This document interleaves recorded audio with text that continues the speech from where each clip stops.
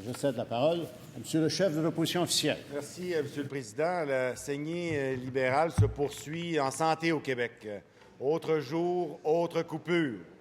Le premier ministre nous répondait hier qu'il voulait, je le cite, « valoriser le rôle de l'infirmière dans notre système de santé ».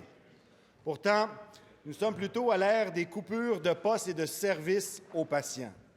Nous apprenons que 25 postes d'infirmières et d'infirmières auxiliaires ont été abolis au C3S du nord de Lanaudière. Nous parlons d'infirmières qui travaillent en cardiologie, à l'unité de médecine de jour, en chirurgie et au bloc opératoire. Aux soins intensifs, on compte 8 infirmières au lieu de 9 la fin de semaine. Du côté du centre d'hébergement Saint-Eusèbe à Joliette, le nombre de professionnels en soins est passé de 11 à 8. Pendant ce temps, les hôpitaux de Lanaudière arrivent au sommet du palmarès de l'attente à l'urgence, avec une moyenne de 25 heures 12 minutes pour la région, en hausse de 1 heure 18 minutes par rapport à l'année dernière. Alors, comment le premier ministre peut-il dire qu'il valorise le rôle des infirmières alors qu'il coupe partout dans le réseau, alors qu'il alourdit leurs tâches au travail et qu'il veut réduire leur salaire sous prétexte qu'il n'y a plus d'argent et qu'il a tout donné à ses collègues médecins? Bravo. Monsieur le premier ministre. Monsieur le Président, je vais encore être obligé d'expliquer à mon collègue pourquoi la situation financière du Québec est ce qu'elle est.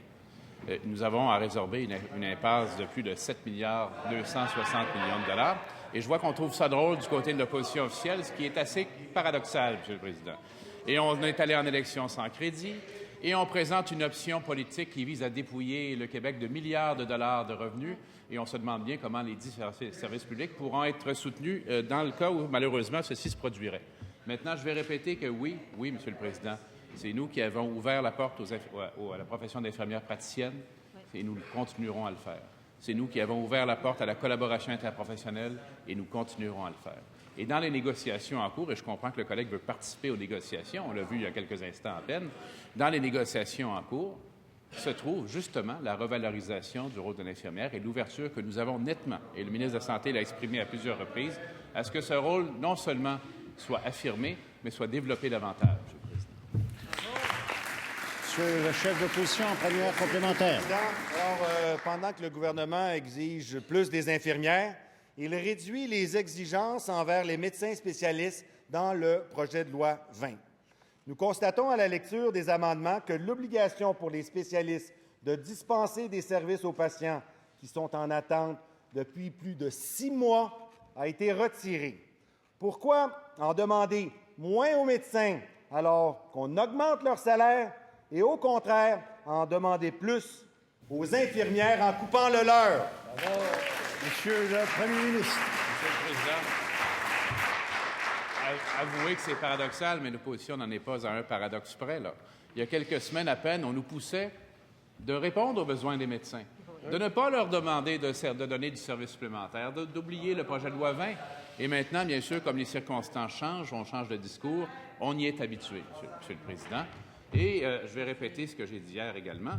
Je me souviens très bien que lorsque ces négociations ont eu lieu, l'opposition officielle maintenant pressait le gouvernement de conclure une entente parce qu'elle disait qu'il fallait faire en sorte que le revenu des médecins s'approche de la moyenne canadienne. Alors, c'est ce qui a été fait. On a réussi à étaler l'impact de ces hausses. C'est une bonne nouvelle, Monsieur le Président, et on continue à travailler pour l'ensemble des Québécois et l'ensemble des patients, surtout, avant tout des patients.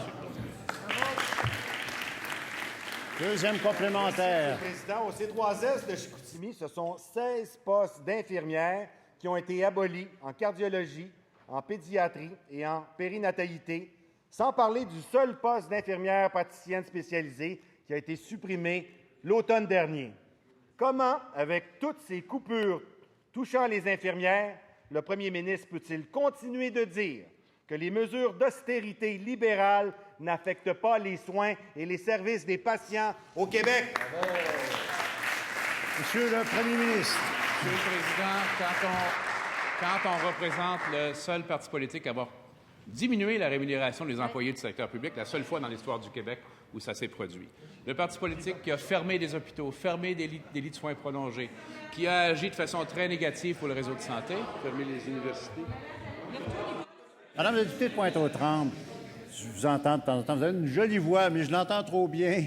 Je voudrais demander au premier ministre d'avoir autant de possibilités de répondre que le chef d'opposition a eu pour poser sa question. Monsieur le premier ministre. Et bien sûr, nul n'est besoin de rappeler le triste épisode des mises à la retraite, Monsieur le Président. Mais ceci dit, il faut rappeler que ce réseau de santé coûte très cher aux Québécois et c'est justifié qu'il coûte cher parce que ce sont des services essentiels, que la responsabilité que nous avons, c'est non seulement de maintenir, mais d'améliorer les services en gérant mieux ces services, en utilisant mieux l'argent que les contribuables qui nous écoutent nous confient chaque année.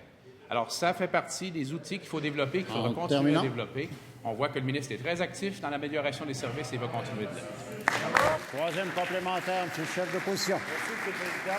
En Outaouais, coupe de 19,5 millions au C3S de Gatineau, 33 postes d'infirmières supprimés et 2 infirmières sur 3 coupées à l'urgence psychiatrique. Coupe de 6 millions de dollars au C3S de Papineau. Alors, Monsieur le Président, ma question est simple. Est-ce que c'est comme ça que le gouvernement libéral valorise le rôle des infirmières? Monsieur le premier ministre.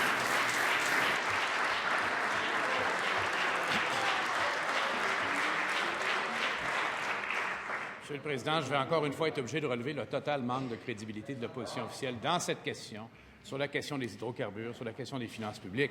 Je ne peux pas faire autrement que de le répéter. Je regrette. Quand on n'a pas l'élémentaire décence par rapport à la population en quittant un mandat gouvernemental, de présenter non seulement un budget, mais des crédits. Quand on n'est pas capable de dire clairement s'il faut ou non rétablir l'équilibre budgétaire. Quand on n'est pas capable d'avoir présenté à la population la vérité sur les finances publiques du Québec et une impasse de plus de 7 milliards de dollars, on ne donne pas de leçons à ceux qui la gèrent de façon responsable. Bravo!